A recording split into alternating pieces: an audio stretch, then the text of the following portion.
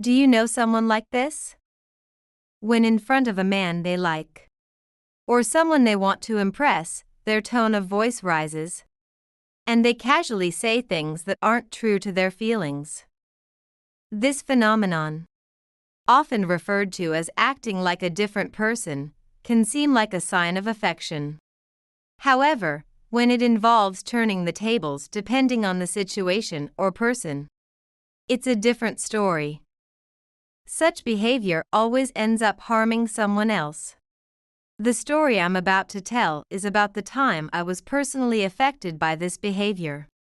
My name is Lucy. 7 years ago, my boyfriend of 3 years, Ben, and I were discussing getting married in the fall. Around the same time, we learned that his older brother was also planning to get married. It's joyful when happy events coincide. But considering the financial burden on those invited, we thought it best to avoid having our weddings at the same time. After discussing it, it was decided that his older brother, being the eldest, would have his wedding first. And the person who became my sister-in-law was Nicole. Nicole was a very kind person and treated me like a little sister. Even though I was 2 years younger, I thought we could get along well as sisters-in-law after getting married. However, Nicole's attitude changed completely 6 months after her marriage. This happened on the day my husband and I, who had our wedding later than the brothers couple, returned from our domestic honeymoon and visited the family home. Grandma, Ben, and Lucy are back from their honeymoon. When the mother-in-law called out loudly, out came the 80-year-old grandmother, who lives with the parents-in-law. Ben, Lucy, welcome back. I bought your favorite sweets, I told my grandmother-in-law, who also loves sweets as much as I do. Ben, you really got yourself a wonderful bride. You even considered me an old lady during your wedding. It was a solemn ceremony with just family. And even the meal was formal cuisine. It's rare for young people these days. We were enjoying a family gathering at the in-laws' house for the first time after the marriage when the doorbell rang. It was Nicole. Oh. It looks like everyone is having a good time. Nicole, you came at just the right time. Ben and the others have just brought back some souvenirs from their honeymoon. Why don't you join us for some sweets? The mother-in-law invited her. But Nicole replied, I'll pass. I only came to bring an invitation for mother-in-law's birthday party. I have other things to do, so I'll be taking my leave. With that, she left through the front door. I followed her. Here, these are some souvenirs. I'm sorry they're so ordinary. As I handed her the bag of sweets, she peeked inside and laughed. Well, yeah, I guess you could buy something like this at any store around here. I'm sorry. And Lucy, could you stop calling me by my name from now on? You're married now, so you should understand that much, right? Yes. Nicole, who had always called me affectionately, was now using a formal tone. What had happened? I wondered if I had upset her somehow. But I couldn't think of anything. Maybe she was just in a bad mood. Only a vague feeling of discomfort remained. 2 weeks later, at a restaurant booked by Nicole for the mother-in-law's birthday, my grandmother-in-law and the brother and his wife were waiting. Huh? I wondered why my grandmother-in-law wasn't there when Nicole interrupted. Now that everyone is here, Father, could you please say a few words for the toast? After we finished the main course and it was time for dessert, Nicole said, Mother, this is a birthday present from Jeff and me. The mother-in-law opened the box handed to her by Nicole, revealing a bag with a luxury brand logo. Oh. Should I really accept such an expensive item? I thought it suited our stylish mother-in-law perfectly. Nicole, who had also given a watch to the father-in-law 3 months earlier, looked satisfied as the mother-in-law rejoiced. "Lucy, you've prepared something too, right?" "Yes. I'm embarrassed after such expensive gifts from you both." And as the mother-in-law opened the package I handed her. "Oh, how lovely. Is this handmade by you, Lucy?" "Yes, I like sewing." I had gifted a hand-sewn apron. I remembered the mother-in-law once saying she wished for a more stylish apron, so I made one to suit her taste. "Thank you. I really wanted something like this. More than anything. I'm happy you made it by hand," the mother-in-law said joyfully. Nicole, nodding along, said, "Lucy, you really are skilled with your hands. I'm envious. Teach me sometime," with a smile. Worried that my handmade gift might be a burden, I was relieved to hear their words and went to the restroom. While washing my hands, I felt someone's gaze and looked up to see Nicole glaring at me through the mirror. "Is it really that surprising?" "I'm sorry, I didn't notice you." "Hey, Lucy, what about that birthday present? Did you really think mother-in-law would be happy with something like that?" Handmade aprons are like something from a grade school home economics class. So tacky. Nicole laughed condescendingly while crossing her arms, looking down on me.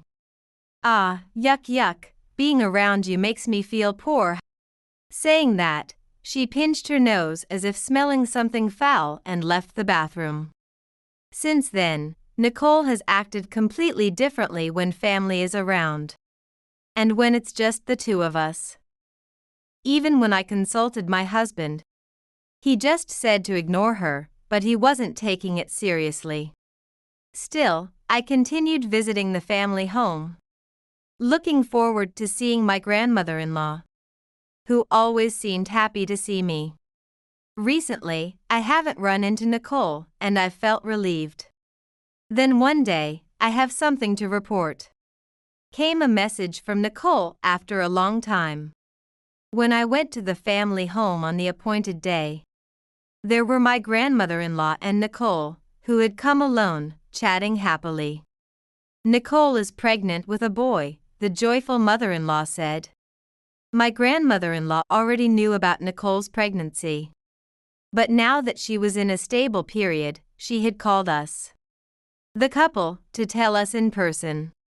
While my grandmother-in-law was overjoyed, I felt complicated emotions and pretended to make coffee to go to the kitchen. Yet, I couldn't help but listen to the living room conversation. "Actually, there's something I'd like to ask." "What is it?" "Don't hesitate, just say it." Jeff and I were talking, and we were thinking, once the baby is born, if we could live together in this house. And we were thinking, if the family grows, it might get a bit cramped, so it would help if we could remodel. "Oh, of course, we'll pay for it," Nicole proposed modestly. After seeing Nicole's behavior, I felt there must be another motive behind her actions.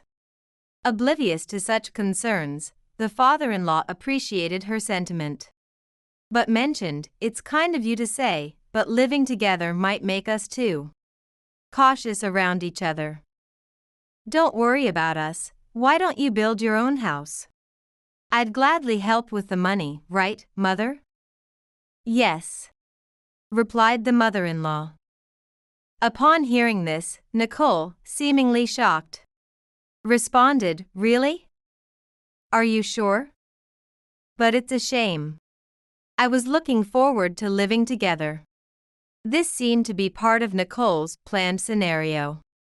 Then, Nicole came over to where I was in the kitchen and said with a smirk, "You heard that, right? Father's going to fund my dream house."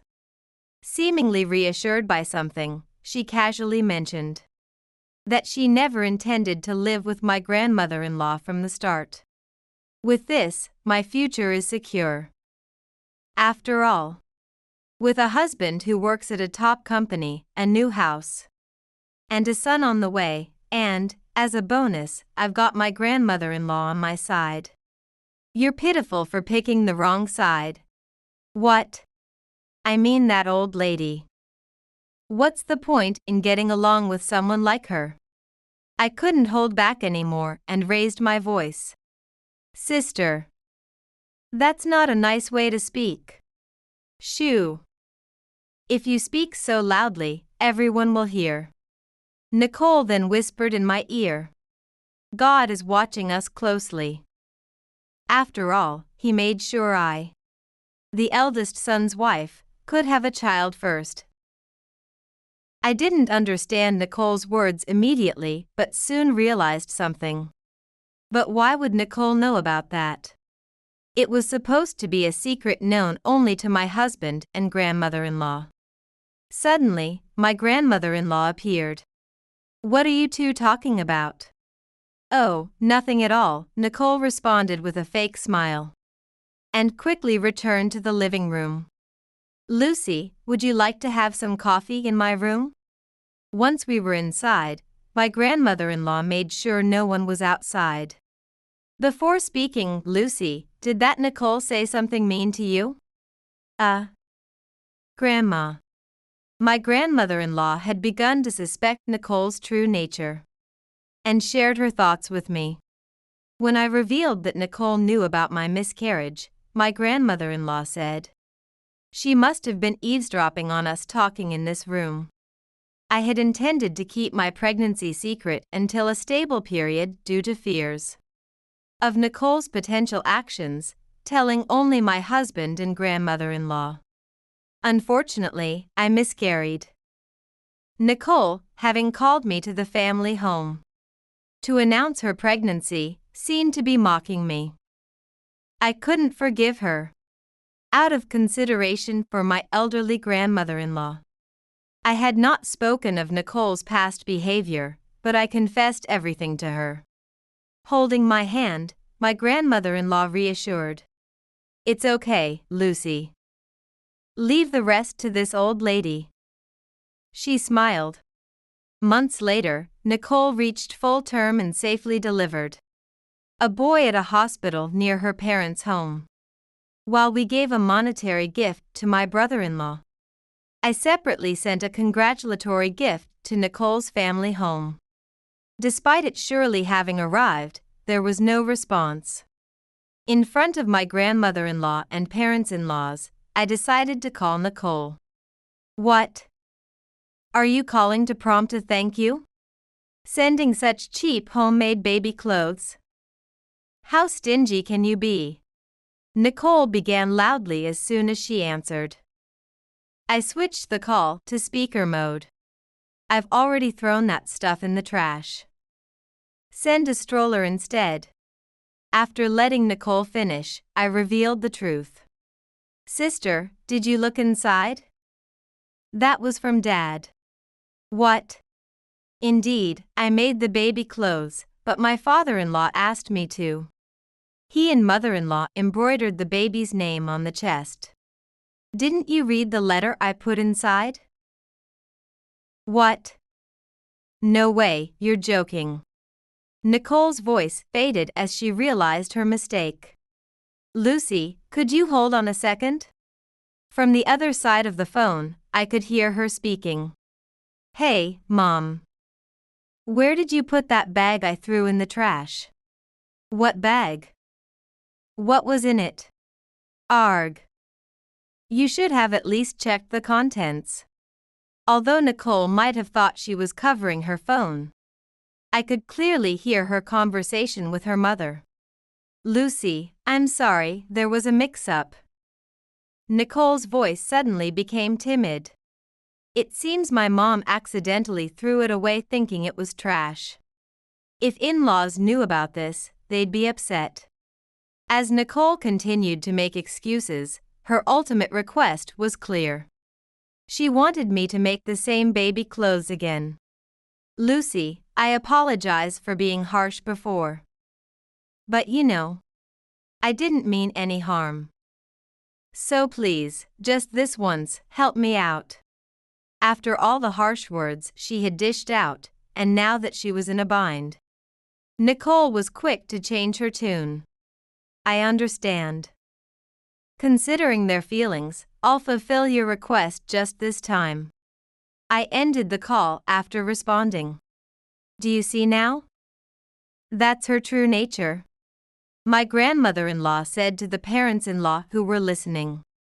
In fact, before giving birth, Nicole had missed my grandmother-in-law's birthday party, claiming she was unwell. At that time, my grandmother-in-law had revealed Nicole's true character to my grandmother-in-law and my brother-in-law. Can it really be that Nicole, my grandmother-in-law, initially doubtful, were now convinced by the content of the phone call? They were more than angry, they were flabbergasted. That a family-crafted gift was discarded in the trash. Having unexpectedly gained leverage over Nicole, I saw an opportunity to turn the tables. A month later, an unsuspecting Nicole came to the family home with her newborn and her husband. On this day of meeting their first grandchild, it wasn't the time to confront Nicole. We, the couple, greeted them as if nothing had happened. How cute. Does this mouth resemble me? These eyebrows are just like mine. Watching the overjoyed grandparents, who clearly adored their grandson, I thought to myself, so this is what it means to love someone so much that they become the apple of your eye. Thank you, Father, Mother, and Lucy, for the adorable baby clothes. Look, they fit perfectly. Nicole wore a smug expression as she dressed her baby in the newly made clothes. Really, they fit perfectly, she said, smiling at me as the grandparents beamed with joy. But then, huh? That's strange. The mother-in-law murmured, looking intently at her grandchild with a puzzled expression. Is there something odd? These baby clothes. I'm sure the embroidery wasn't this neat before. Or is it just my imagination, she wondered, tilting her head. Yes, Mother. They were beautifully sewn from the start. Right, of course. Ha ha ha. Thinking she got away with it, Nicole relaxed. But then, let me hold my great-grandchild, said my grandmother-in-law, reaching for the child. Don't touch with dirty hands. Nicole swatted my grandmother-in-law's hands away, a reflexive action betraying her disdain.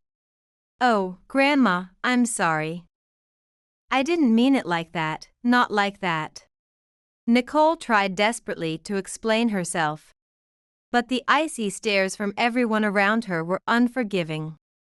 Well, it's okay, my grandmother-in-law chuckled alone. Even if you try to cover it up, the truth comes out when you least expect it, right, Nicole? What? Oh. My bad, I might have said too much. My grandmother-in-law's sarcastically tinged reply left Nicole at a loss. Cornered, Nicole then said, Grandma, could we maybe have another birthday party? I was unwell last time and couldn't attend. Ah, there it is. The classic backpedal. Shall I book a traditional restaurant since you like French cuisine? Nicole approached, rubbing her hands together. No, I dislike eating out. I'd rather try Nicole's homemade cooking instead. What? Is cooking not your strong suit, Nicole? No, not at all. I'll certainly make it. Despite her bravado at that moment, Nicole later called asking for help with the cooking. Just like with the baby clothes. She assumed I would bail her out, but that's not how it works. Sorry, sister, but I can't help with that request. Grandma has tasted my cooking before, so she'll notice right away. If you can't cook, why not just be honest about it? What? Perhaps resigning herself to my unexpected stance. Nicole muttered, "All right," and hung up. Then, during the redo of my grandmother-in-law's birthday party, lavish platters and elaborate dishes lined the table. Did Nicole make all this herself? My grandmother-in-law asked innocently. Yes. I'm not sure if it'll be to your taste though. Typical of Nicole, unable to admit her lack of culinary skills at this point. She likely ordered high-end dishes and transferred them to her own serving ware. Relieved to have avoided embarrassment, Nicole then offered a gift to my grandmother-in-law. "Grandma, it's nothing much, but please accept this." "Oh. Such a fancy outfit. But it's too nice for me to wear. I hate to ask, but could you return it to the store?" "What? Didn't you like it? I can get you something else." As Nicole scrambled to deal with the returned gift, my grandmother-in-law struck. "Nicole, why don't you come live with us? That would be the best present." "What? That way, I can enjoy your delicious meals every day." "Huh? Living together? I thought we agreed that wasn't necessary, right, father-in-law?" Nicole was visibly shaken by my grandmother-in-law's unexpected proposal. "I just thought of it now, and Nicole, you were planning to live with us. Weren't you? Is there a problem?" After about 10 seconds of silence, Nicole finally spoke. "I'm sorry. I actually can't cook at all. But I couldn't refuse Grandma's request. So I ordered the food and brought it here. That's what I thought.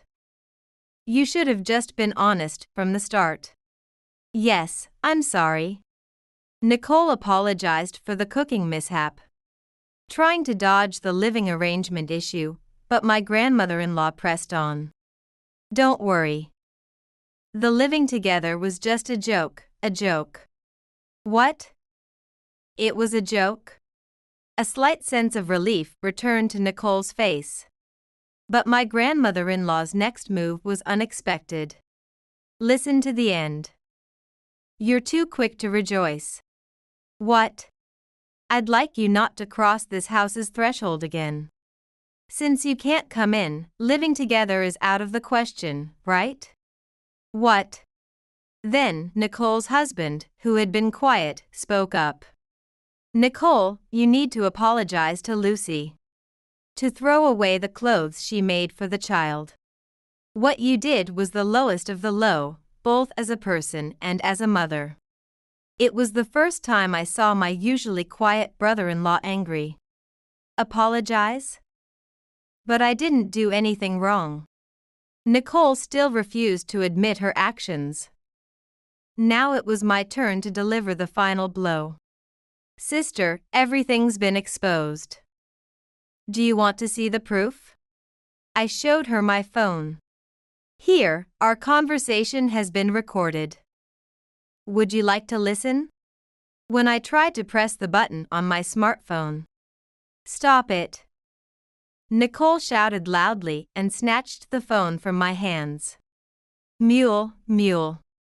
Startled by Nicole's voice, the child sleeping in the next room started crying loudly. "What, everyone's ganging up on me. I'm the one who feels like crying." "Wah. What? Really?" Now Nicole started crying like a child too, leaving everyone dumbfounded. "Nicole, enough already. Aren't you embarrassed by such childish antics? Just leave already."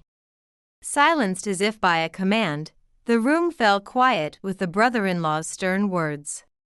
Nicole couldn't say anything back and left the family home.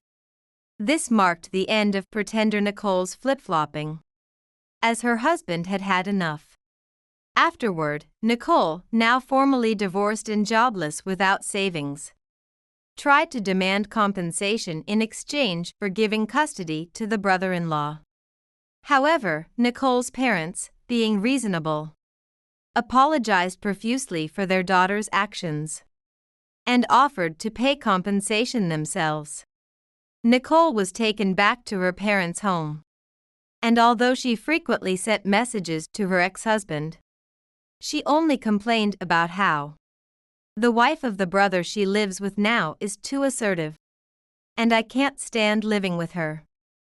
Disgusted by Nicole's lack of concern for her child, the brother-in-law responded, "You brought this upon yourself," and blocked her on Messenger, setting his phone to reject her calls.